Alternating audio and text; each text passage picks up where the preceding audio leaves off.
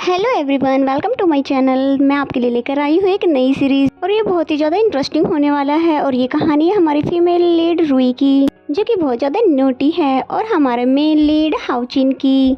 और यहाँ पर रुई छुपते छुपाते एक्चुअली में इन्वेस्टिगेशन करने आई हुई थी हाउचिन की। और इस इन्वेस्टिगेशन के दौरान उसको हो जाएगा अपने बॉस से प्यार, और ये करामात तो हाउचिन की ही होती है। तो बिना किसी देरी के शुरू करते इस ड्रामा का हिंदी एक्सप्लेनेशन का एपिसोड फर्स्ट। एपिसोड की शुरुआत में हमें ईगल क्लब के बारे में बताया जाता है, जिसे दूर कहीं पहाड़ों में बनाया गया है। और इसकी ज़्यादा हाई रेटेड वजह से किसी को भी यहाँ पे मेंबरशिप नहीं मिलती थी आसानी से। लेकिन एक खास बात थी इस जगह की कि यहाँ पर कोई भी अनलीगल काम यहाँ पर नहीं किया जाता था, क्योंकि यहाँ पर प्रोग्रेस इंसानियत को लेकर किया गया था। बट यहाँ पर जरूर बड़े बड़े फैसले लिए जाते हैं। यहाँ का रीगल क्लब का सारा क्रेडिट जाता है वीआईपी मेंबर मिस्टर हाउचिन को, क्योंकि इसकी खासियत है कि एक ही टाइम पर उनकी नज़र काफी जगह पर होती थी। एंड देन नेक्स्ट सीन में हमें हमारी फीमेल लीड रुई को दिखाया जाता है, जो कि बहुत ही ज्यादा खुश हो रही थी, क्योंकि आज वो अपने जॉब इंटरव्यू के लिए रीगल क्लब में आने वाली थी। और तभी यहाँ से गाड़ी गुजरती है जिसमें हाउचिन होता है, और उसे देखते ही अपने दिल ही दिल में कहती है कि ये लड़का तो कितना ज्यादा हैंडसम है, बिल्कुल कोरियन ड्रामा के मेन लीड की तरह। और उसे देखने के चक्कर में वो बहुत ही ज्यादा बिजी हो जाती है और बहुत ज्यादा खुश भी हो रही होती है। लेकिन तभी वो अनबैलेंसिंग होकर अचानक से गिर जाती है। ओह बेचारी रुई, आज तो उसका इंटरव्यू था, और इंटरव्यू से पहले ही इस तरह का हादसा होना कोई अच्छी बात तो नहीं थी। नेक्स्ट सीन में हमें हाउचिन को दिखाते हैं, जो कि रीगल क्लब पहुंच गया था, और ये यहाँ का सीईओ है। इतना ही नहीं, ये कंट्री का बेस्ट लीडर भी माना जाता है। और इनका रीगल क्लब इतना ज्यादा फेमस हो गया था कि ये यहाँ के रिचेस्ट पर्सन्स में थे, और हाफ कंट्री के होल्डर्स भी थे। और जैसे ही वो क्लब में एंटर होता है तो उसे बताया जाता है कि यहाँ पर आज न्यू कमर्स की एंट्री का इंटरव्यू होने वाला है, और इसकी सारी अरेंजमेंट पहले से ही हो चुकी है। और हमारे फ्रेंच गेस्ट, जिसका काफी टाइम से आपको इंतजार था, वो भी ऊपर बैठे आपका वेट कर रहे हैं। और उसके बारे में सुनते ही हाउचिन उससे मिलने के लिए चला जाता है। एंड देन नेक्स्ट सीन में रुई को दिखाते हैं, जो कि फाइनली अपनी खराब बाइक लेकर यहाँ तक पहुँच आई है।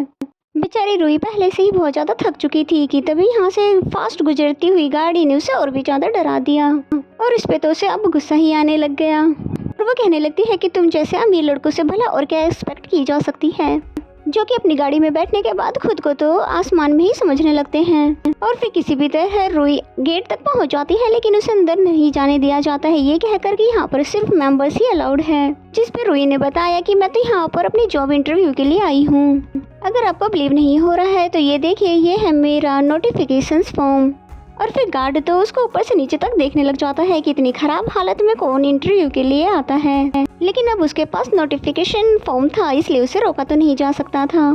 एंड देन नेक्स्ट सीन में हमें हाउचिन को दिखाते हैं, जो कि मीटिंग अटेंड करने के बाद अपने असिस्टेंट जू से पूछता है कि तुमने इस मीटिंग के दौरान कौन कौन से पॉइंट्स को नोटिस किया है। और फिर वो बताने लगा कि जो जो उसने पॉइंट्स नोटिस किया था, और इससे हमें ये पता चलता है कि वो स्पेशल गेस्ट चाइना का बहुत बड़ा इन्वेस्टर है। एंड देन नेक्स्ट सीन में हमें रुई को दिखाते हैं, जो कि जैसे ही क्लब में एंटर होती है तो उसकी नज़र पड़ जाती है हाउचिन पर, और उसे देखते ही वो फिर से ख्वाब और ख्यालों में खो जाती है। और उसे तो यकीन ही नहीं हो पा रहा था कि इस हैंडसम से लड़के को उसने दोबारा से देख लिया है। और कुछ देर के लिए तो उसको ऐसा लगता है जैसे ये मैं कुछ ख्वाब देख रही हूँ।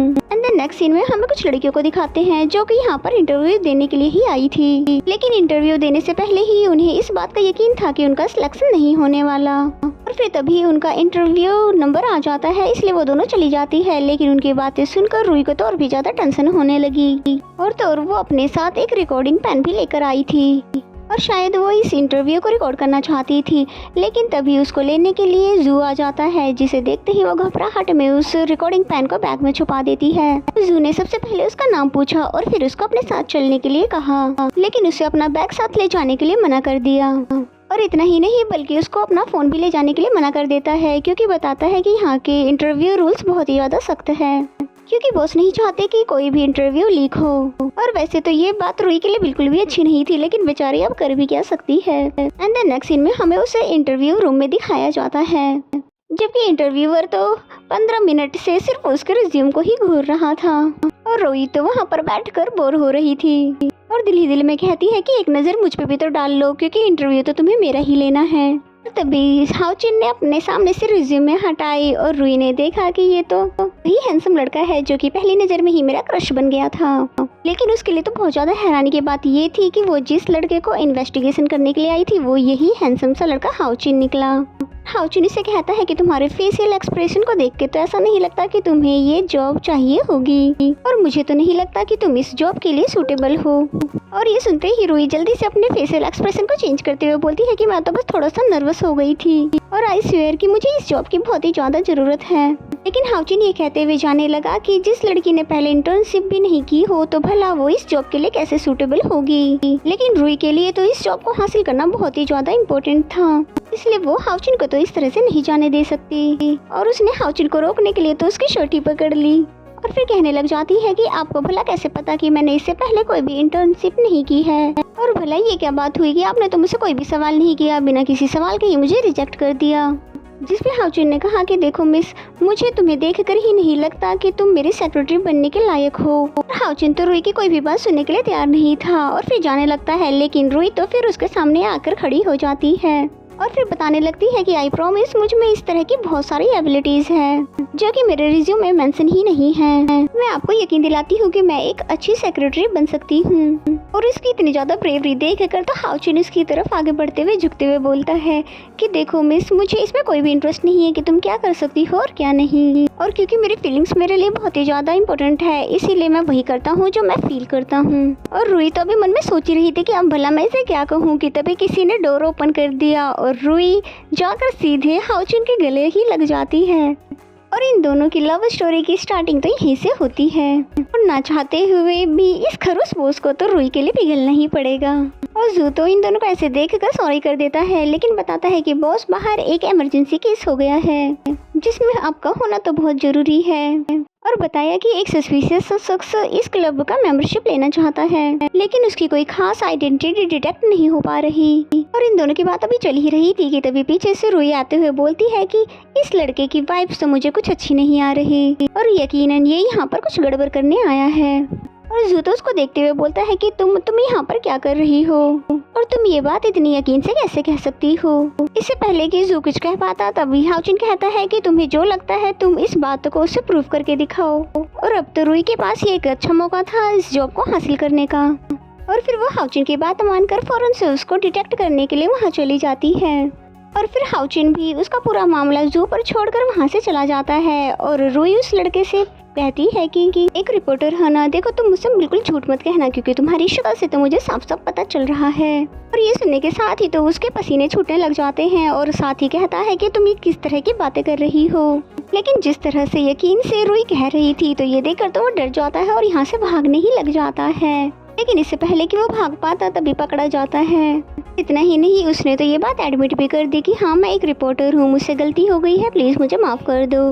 और जू तो उसकी ये ट्रिक देखकर बहुत ज्यादा खुश हो जाता है और उससे पूछने लग जाता है कि भला तुम्हें कैसे पता चला कि वो एक रिपोर्टर है। जिस पे रूई ने बताया कि सिंपल ऑब्जर्वेशन से, क्योंकि वो फेस से ही काफी ज्यादा डरा हुआ लग रहा था। उसके हाथ तो उसके जेब में ही थे जो कि बाहर ही नहीं निकाल रहा था, इससे मुझे पता चला कि वो रिकॉर्डिंग पेन का यूज कर रहा है। और फिर कहती है कि कहाँ गया वो खरूस बंदा जिसने मुझे जज करने से पहले ही रिजेक्ट कर दिया। और जू को तो उसकी बातें सुनकर बहुत ज्यादा हंसी आने लग जाती है और फिर उसके करीब जाकर कहता है कि उसके बारे में कुछ भी भला बुरा कहने से पहले ये बात जान लो कि उसके तक सब बातें पहुंच जाती है।